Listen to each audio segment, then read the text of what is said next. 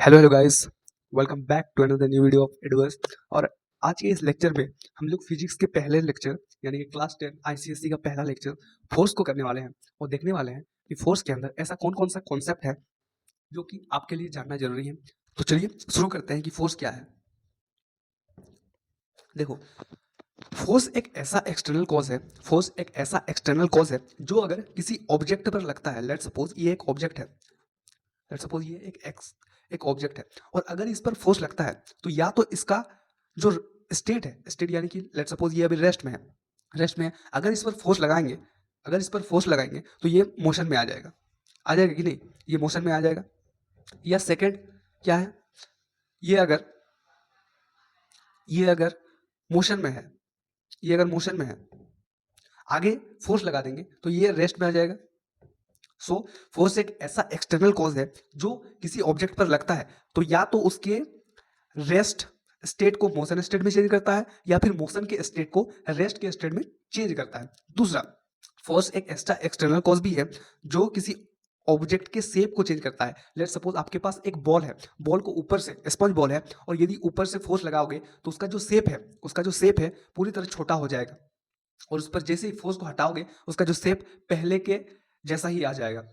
हालांकि इस प्रॉपर्टी को इलास्टिसिटी बोलते हैं, लेकिन जाने का जो प्रॉपर्टी है उसको इलास्टिसिटी बोलते हैं। लेकिन लेकिन जैसे उस पर फोर्स लगाएंगे तो उसका जो शेप है छोटा हो जाएगा। इसी को कहते हैं क्या, इसी को कहते हैं चेंज इन शेप।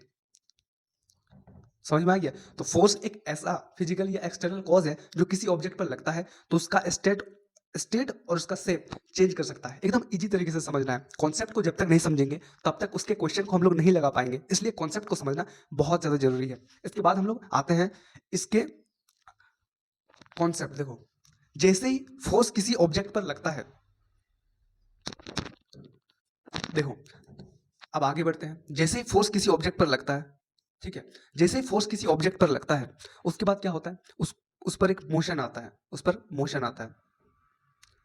देखो, फोर्स जैसे ही लगा, फोर्स जैसे ही लगा तब मोशन हुआ, यानी कि फोर्स क्या है, एक कॉज है, और मोशन क्या है, एक इफेक्ट है। समझ रहे हैं? तो इस चैप्टर में हम लोग यही पढ़ेंगे। अगर मोशन हुआ उसके पीछे का रीजन क्या है, फोर्स। मोशन अगर हुआ तो उसके पीछे का रीजन क्या है, फोर्स। अगर फोर्स नहीं लगता तो उस पर मोशन नहीं आता। समझ रहे हो? अब मोशन को दो पार्ट में डिवाइड किया जा सकता है। फोर्स के कारण एक इफेक्ट हुआ, मोशन। अब मोशन को दो पार्ट में फर्दर डिवाइड किया जा सकता है। मोशन को दो पार्ट में डिवाइड किया जा सकता है, दो पार्ट में डिवाइड किया जा सकता है। एक लीनियर मोशन, एक लीनियर मोशन, और दूसरा रोटेशनल मोशन।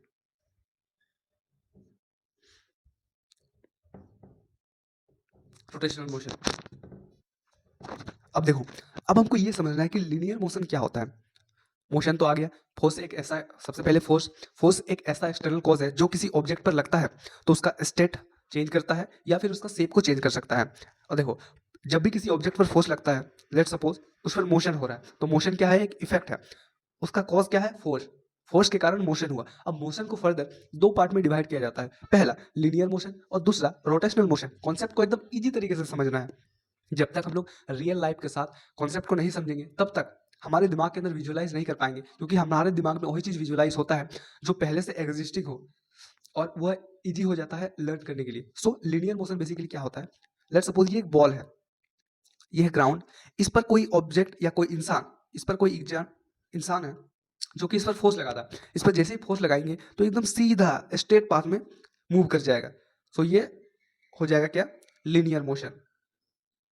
लेट्स सपोज ये है, लेट्स सपोज ये एक ऑब्जेक्ट है, अगर इस पर फोर्स लगाएंगे, मेरा उंगली क्या है, फोर्स दे रहा है इसको, तो एकदम स्ट्रेट पाथ में जा रहा है, तो इसको क्या बोलेंगे हम लोग, लीनियर मोशन। इसके बाद आते हैं हम, देखो रोटेशनल मोशन का सबसे कॉन्सेप्ट को समझने के लिए हमें इसको सेंटर पर पिवटेड या फिर सेंटर पर सेंट्रलाइज करना होगा, यानी कि सेंटर इसका कहीं घूम, सेंटर जो है रोटेशनल मोशन के अंदर सेंटर। देखो, अब आते हैं रोटेशनल मोशन के ऊपर। रोटेशनल मोशन क्या है, लेट्स सपोज ये पूरा एक कोई ऑब्जेक्ट है, ठीक है, ये सेंटर पर पाइवटेड है या फिर सेंटर पर फिक्स्ड है। अब देखो, जैसे ही इसको घुमाएंगे, इस पर फोर्स लगाएंगे, जैसे ही ये फोर्स लगाएंगे इस साइड, जैसे ही इस साइड फोर्स लगाएंगे, अब ये घूम जाएगा। अब ये इस साइड घूम जाएगा। क्यों घूम जाएगा, इसका क्या रीजन है, यहाँ पर फिक्स किया गया है और यहाँ पर फिक्स नहीं किया गया है। समझ रहे हो? जब तक किसी ऑब्जेक्ट पर फिक्स नहीं करेंगे सेंटर पर, तब तक वो घूमेगा नहीं। समझ रहे हो? इसके पीछे का रीज़न हम लोग ये समझेंगे कि कोई भी चीज़ घूमता क्यों है? बस ये समझ लीजिए, अगर सेंटर पर कोई ऑब्जेक्ट फिक्स्ड है और उस पर फोर्स लगाएँगे, तो वो एक रोटेशनल मोशन करेगा। जैसे मान लो ये है, मेरा माइक को पकड़ने के लिए दिक्कत देखो, फिर भी समझने का ट्राई करके देखो। रुको 1 मिनट। देखो, लीनियर मोशन में बेसिकली क्या हो रहा था, जैसे इस ऑब्जेक्ट के ऊपर फोर्स लगा रहे हैं, तो ये सीधा सीधा डायरेक्शन में जा रहा है। लेकिन अब क्या हो रहा है, अगर इस पर यहाँ फिक्स्ड कर दे, अगर इस पेन को यहाँ फिक्स्ड कर दे, उसके बाद फोर्स लगाएँ, तो देखो फोर्स जैसे लगाएँ, तो अपना डायरेक्शन को चेंज कर रहा है। सेंटर पर जैसे ही फिक्स्ड है, ये एक रोटेशनल मोशन कर रहा है। इसके बाद हम लोग ये समझेंगे कि कोई भी चीज़ घूमता ही क्यों है, ठीक है? तो रोटेशनल मोशन बस अभी समझना है। रोटेशनल मोशन को ध्यान से समझने के बाद हम लोग को इसके रीजन के बारे में भी बाद में पढ़ना है। सो अब हम लोग आगे बढ़ते हैं और देखते हैं टर्निंग इफेक्ट या टॉर्क क्या होता है बेसिकली। देखो, टॉर्क क्या होता है? Torque, moment of force. देखो, टॉर्क क्या होता है? टॉर्क को समझने के लिए हमें सबसे पहले कपल को समझना पड़ेगा, फोर्स के कपल को समझना पड़ेगा। देखो, मान लो ये एक सीधा स्ट्रेट कोई एक ऑब्जेक्ट है, टॉर्क कैसे होता है? इस पर देखो, टॉर्क कैसे किसी ऑब्जेक्ट पर लगता है, जब दो force, two force which are equal in magnitude, which are equal in magnitude, which are equal in magnitude but opposite in direction, opposite in direction। देखो, जैसे मान लो ये चीज घूमेगा कैसे, एक फोर्स इधर लगेगा, एक फोर्स इधर लगेगा, तो इसको कहते हैं जब कोई दो फोर्स जिसका मैग्नीट्यूड सेम हो लेकिन इनका डायरेक्शन जो है अलग हो। जैसे ये पीछे की ओर आ रहा है, ये नीचे की ओर आ रहा है, और ये जा रहा है ऊपर की ओर। जैसे ही इस पर फोर्स लगाएंगे, जैसे देखो कोई भी चीज घूमता क्यों है, एक मिनट। देखो, इसके पीछे का समझने, इसके पीछे कॉन्सेप्ट को समझो। जब तक कॉन्सेप्ट को नहीं समझोगे तब तक मजा नहीं आएगा, इसलिए रियल लाइफ के साथ रिलेट करने का ट्राई करो। सो देखो, टॉर्क कैसे प्रोड्यूस होता है किसी भी ऑब्जेक्ट के अंदर। लेट सपोज ये एक क्या है, पेन है। पेन का इस डायरेक्शन में हम लोग फोर्स को इधर देंगे तो भी घूमेगा, लेकिन अगर ये सेंटर पर पिवटेड नहीं है, सेंटर पर फिक्स नहीं है, तो कैसे होगा? एक फोर्स इधर लगना चाहिए, एक फोर्स इधर लगना चाहिए, एक फोर्स इधर लगना चाहिए, एक फोर्स इधर। तो दो फोर्स जो कि इक्वल इन मैग्नीट्यूड उसका सेम है, लेकिन इसका डायरेक्शन देखो, एक फोर्स इधर जा रहा है, एक फोर्स इधर आ रहा है, तो ये चीज अब घूम जाएगा। और दोनों के बीच का डिस्टेंस भी लेना है, इसको बोलते हैं torque. And the distance between them, and the distance between them, इसी को हम लोग इसको बोलते हैं कपल। इसी के कारण क्या होता है, हम लोग का बनता है टर्निंग इफेक्ट, टर्निंग इफेक्ट या फिर टॉर्क। टॉर्क के कारण ही कोई ऑब्जेक्ट घूमता है। टॉर्क क्या है? Torque is a product, torque is a product, torque is a product of, torque is a product of force, force into उनके बीच का जो डिस्टेंस है, इनके बीच का जो डिस्टेंस है, लेट्स सपोज इनके बीच का डिस्टेंस डी है, तो डी, समझ रहे हो? उनके बीच का परपेंडिकुलर डिस्टेंस लेना है हमेशा। अब आपको ये समझ में आ गया होगा कि कोई भी ऑब्जेक्ट घूमता क्यों है, कोई भी ऑब्जेक्ट घूमता क्यों है, क्योंकि उस पर एक टॉर्क लगता है। टॉर्क यानी कि टर्निंग इफेक्ट। टॉर्क कैसे लगता है? पहला, जब दो force equal in magnitude but opposite in direction होगा, यानी कि कपल होगा, कपल लगेगा। तो दो force equal in magnitude but opposite in direction, तब क्या होगा? कोई ऑब्जेक्ट घूमेगा। अब क्या होगा? उनके बीच का डिस्टेंस को भी प्रोडक्ट में लेना है, तब वो टॉर्क होगा। समझ रहे हो?